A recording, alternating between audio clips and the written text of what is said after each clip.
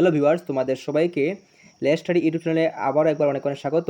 এরকম শিক্ষা সংক্রান্ত গুরুত্বপূর্ণ নতুন ইনফরমেশন এবং সাজেশন সর্বত্র পাওয়ার জন্য অবশ্যই আমাদের ইউটিউব চ্যানেলটিকে সাবস্ক্রাইব করবে এবং সাবস্ক্রাইব করে পাশে থাকা বেল আইকনটিকে প্রেস করে দেবে, যার ফলে যখন নতুন কোনো ভিডিও আপলোড হবে তো তোমরা সেই ভিডিওটি সঙ্গে সঙ্গে পেয়ে যাবে। আজকের এই ভিডিওতে মূলত তোমাদের 4th সেমিস্টার পলিটিক্যাল সায়েন্স পাসের ইউনিট 1 থেকে একটি গুরুত্বপূর্ণ কোয়েশ্চনের আনসার নিয়ে আলোচনা করব। আমি আশা করছি এই ভিডিওটি তোমাদের অনেক কাজে আসবে, তো তোমরা ভিডিওটি শুরুতে শেষ পর্যন্ত ভালো করে দেখবে।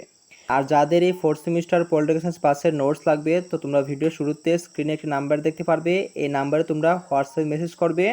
মেসেজ করলে খুবই স্বল্প মূল্যে তোমরা সেই নোটগুলো তোমরা সেখান থেকে সংগ্রহ করতে পারো। এবং নোটের মধ্যে তোমাদের 10 মার্ক এবং 2 মার্কের কোয়েশ্চন খুবই ইম্পর্টেন্ট দেওয়া থাকবে, যার ফলে তোমরা খুবই সংক্ষিপ্তভাবে পড়লেই তোমরা পরীক্ষার মধ্যে আনসার করতে পারবে। আচ্ছা, তো দেখো এখানে কোয়েশ্চনে রয়েছে যে discuss the sources of the British constitution. তো এখানে তোমাদের একটা কথা বলে দিই আমি, এখানের মধ্যে তোমাদের ব্রিটিশ কনস্টিটিউশন না দিয়ে তোমাদের ইংল্যান্ড কনস্টিটিউশনও বলতে পারে, ঠিক আছে, বা ইউকে কনস্টিটিউশনও বলতে পারে। এই বিষয়টি একটু লক্ষ্য রাখবে, ঠিক আছে।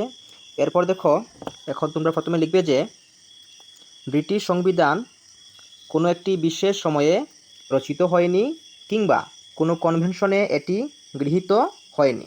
ব্রিটিশ সংবিধান মূলত বিবর্তনশীল। এই বিবর্তনের ক্ষেত্রে সনদ, বিধিবদ্ধ আইন, বিচারালয় সিদ্ধান্ত, প্রচলিত আইন ও প্রথাগত বিধানের অবদান উল্লেখযোগ্য। তো এইগুলো তোমাদের ইন্ট্রোডাকশন বা ভূমিকা, এরকম তোমরা লিখবে। এরপর থেকে তোমরা একটা হেডিং দেবে যে এরকম যে ব্রিটিশ সংবিধানের উৎস। তো এই হেডিংটার মধ্যে তোমরা এক লাইন অ্যাড করবে, যেমন ইংল্যান্ডের সংবিধান কোনো একটি লিখিত দলিলে লিপিবদ্ধ নেই, প্রকৃতপক্ষে ব্রিটিশ সংবিধানের উৎস একাধিক। আচ্ছা, এখন দেখো ফার্স্ট যে পয়েন্টটি হচ্ছে সেটি হচ্ছে কি ঐতিহাসিক সনদ বা দলিলসমূহ। ঐতিহাসিক সনদ বা দলিলসমূহ, তো এটার মধ্যে তোমরা লিখবে যে ইংল্যান্ডের শাসনতান্ত্রিক ইতিহাসে বিভিন্ন রাজা বা রানীর আমলে যে সমস্ত সনদ বা দলিলসমূহ গৃহীত হয়েছিল সেগুলি ব্রিটিশ সংবিধানের অন্যতম প্রধান উৎস বলে বিবেচিত হয়, যেমন 1215 সালের মহাসনদ। তো আমি এগুলো একটু মুখে বলে দিচ্ছি কয়েকটা, বাকি তোমরা স্ক্রিনশট রাখবে। আমি পরে পিডিএফটি স্ক্রল করে দেবো, না হলে মুখে বললে অনেকটা লম্বা হয়ে যাবে। আর আমি মুখে বলছি কারণ হয়তো তোমাদের লেখাটা বুঝতে একটু অসুবিধা হতে পারে, কারণ এটা আমার এক স্টুডেন্টের হাতের লেখা, ঠিক আছে।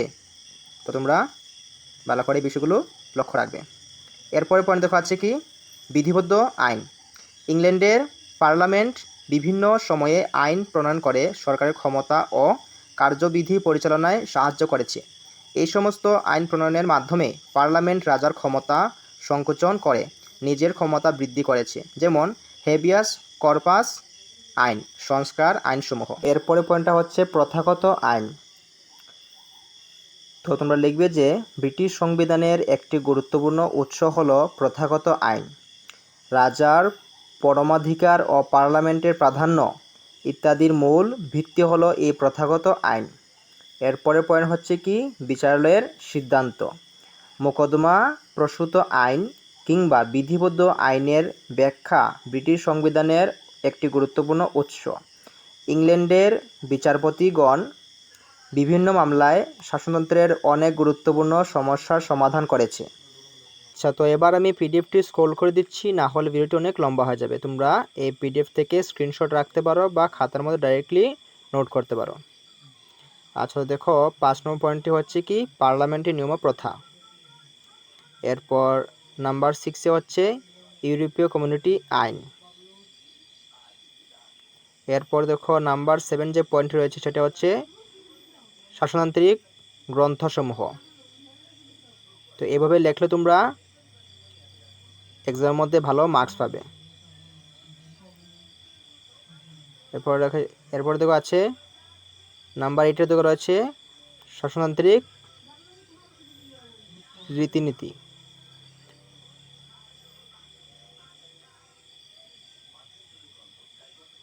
এরপর লাস্ট দেখো আছে কি উপসংহার।